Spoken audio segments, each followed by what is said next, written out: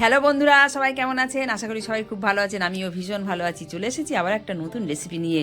আপনারা কি এই কপির পিছনে যে বড় বড় পাতাগুলো থাকে ওগুলো ফেলে দেন? ফেলবেন না প্লিজ, একটু রেসিপিটা দেখুন।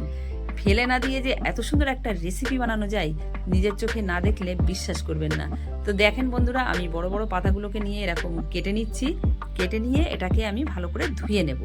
আর বন্ধুরা, আমি এখানে ডাঁটাগুলোও নিয়ে নিয়েছি। মাঝখানে যে মোটা মোটা শিরা আছে, শিরাটাও নিয়েছি। আপনারা চাইলে শিরাটা কিন্তু বাদ দিয়ে নিতে পারেন, ঠিক আছে? তো আমি ভালো করে এখন ধুয়ে নিচ্ছি। এবারে ধুয়ে নিয়ে এগুলো করতে দেবো সিদ্ধ। তো আপনারা যদি চান কুকারে সিদ্ধ করে নেবেন তো তাড়াতাড়ি হবে। আমি হাঁড়িতে সিদ্ধ করছি, আর আমার হাঁড়িতে সিদ্ধ করতে অনেক সময় লাগবে, ঠিক আছে? তো তাও আমি হাঁড়িতেই সিদ্ধ করছি। এদিকে কিছু ধনেপাতা আমি ভালো করে ধুয়ে নিচ্ছি। তো ধুয়ে নিয়ে নিলাম। আর ওদিকে কিন্তু আমার বাঁধাকপির পাতাগুলো সিদ্ধ হয়ে গেছে। আমার একটু সময় লেগেছে, যেহেতু আমি মোটা মোটা ডাঁটাগুলোও নিয়ে নিয়েছি, মাঝখানে যে শিরাটা ওটা নিয়েছি, ওই জন্য সিদ্ধ করতে সময় লেগেছে।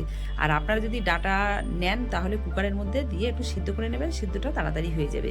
তো সিদ্ধ করতে করতে যেহেতু অনেক সময় লেগে গিয়েছিল বন্ধুরা, তো আমার সিদ্ধ হয়ে গেছে। এখন এবারে আমি একটা মিক্সার গ্রাইন্ডারে নিয়ে নিচ্ছি, কারণ এটা বেশি আমি ঠান্ডা করতে পারিনি, কারণ সময় কম, ওই জন্যে। তো এই অবস্থায় কিন্তু নিয়ে নিলাম। আপনারা কিন্তু ঠান্ডা করে তবে মিক্সার গ্রাইন্ডারে নেবেন। আমি তারপরে দিয়ে দিলাম ধনেপাতা আর দুটো কাঁচা লঙ্কা আর আদা রসুন থেতো করা দিয়ে দিচ্ছি। দিয়ে এটাকে আমি পেস্ট বানিয়ে নিচ্ছি।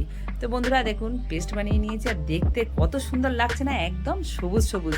কিন্তু বন্ধুরা, এই সবুজ কিন্তু থাকবে না, ঠিক আছে? সবুজ না থাক। তারপরে দেখুন এর রান্নাটা, এবারে রান্নার দিকে চলে যাব, ঠিক আছে বন্ধুরা? তা চলুন, এখন এবারে আমি গ্যাস জ্বালিয়ে প্যান বসিয়েছি। প্যানের দিকে দেখেন না বন্ধুরা, রেসিপিটা দেখেন। তারপরে দিয়ে দিলাম সর্ষের তেল, আর হাতের কাছে ছিল পাঁচফোড়ন। পাঁচফোড়ন দু চারটে দিলাম। আপনারা কালো জিরে দেবেন, কালো জিরে দিলে বেশি ভালো। যেহেতু আমার কালো জিরে ছিল না, তো আমি পাঁচফোড়ন দিলাম। দিয়ে বন্ধুরা এবারে আমি পেস্টটাকে ঢেলে দিলাম। ঢেলে দিয়ে কিছুক্ষণ নাড়াচাড়া করবো একটু। হ্যাঁ, কিন্তু আমি পাঁচফোড়ন দিয়েছিলাম, খেতে কিন্তু অসাধারণ হয়েছিল, খেতে কিন্তু খারাপ হয়নি। তো আপনারা পাঁচফোড়নও দিতে পারেন, আর কালো জিরে থাকলে তো কোনো কথাই নেই, ঠিক আছে বন্ধুরা? তো এখন এবার নাড়াচাড়া করে এবার লবণটা যে যেমন খাবেন তেমনই দেবেন। আমরা যেমন লবণ খাই সেই মতো আন্দাজ মতো আমি লবণ দিয়েছিলাম। তো লবণটা দেওয়ার পরে আবার দিয়ে দিলাম স্বাদ মতো, ব্যালেন্স করার জন্য চিনি। চিনিটা না দিলে কিন্তু জমবে না। কিছুক্ষণ নাড়াচাড়া করে নিয়েছি। নাড়াচাড়া করে নেওয়ার পরে বন্ধুরা আমি দিয়ে দিয়েছিলাম একটু পাতিলেবুর রস, যেটা আপনাদের দেখাতে পারিনি, ঠিক আছে? তো দেখেন, তারপরে নাড়তে নাড়তে কালারটা কেমন চেঞ্জ হয়ে গেছে। কালারটাই যাবেন না, স্বাদে যাবেন।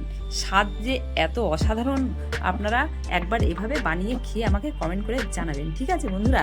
তো দেখেন, আমার কিন্তু এটাকে ভর্তাও বলতে পারেন, বাঁধাকপির আচারও বলতে পারেন, চাটনিও বলতে পারেন। তো একদমই রেডি। তো দেখতেই পাচ্ছেন, ভাতের সাথে এটা একদম জমে যাবে। তো বন্ধুরা, এখানেই আমার ভিডিওটা শেষ করছি। ভিডিওটা দেখে কেমন লেগেছে কমেন্ট করে জানাতে কিন্তু ভুলবেন না, ঠিক আছে? টাটা।